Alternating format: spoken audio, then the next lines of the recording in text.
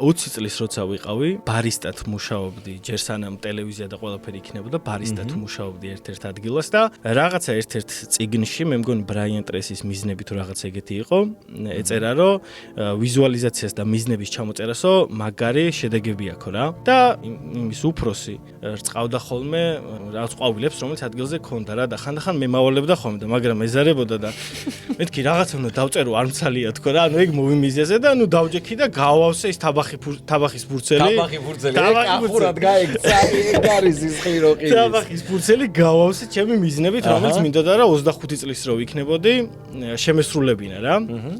მე რა თქმა უნდა დამავიწყდა ეგ რაღაცები, იმიტომ რომ ამას იმიტომ ვაკეთებდი, რომ ის არ მომერწყა. ყვავილები რა თქმა უნდა. დრო გამყავდა. და ვიპოვე სადღაც 3 წლის წინ თუ 2 წლის წინ ზუსტად არ მახსოვს, გავხსენი და აბსოლუტურად ყველაფერი შესრულებული მქონდა, რაც კი დავწერე. ყოჩა. ახლა ყოჩა ყველას გისურვებთ რომ რაც დაწერილი და ჩაფიქრებული გაქვთ, აი ესე გამოგცვლოდეთ.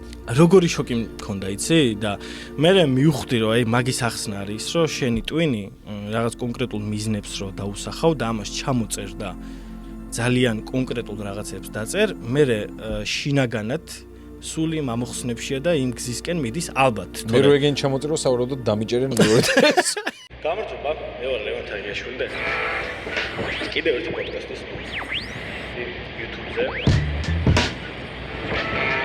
დღეს თუ ყავს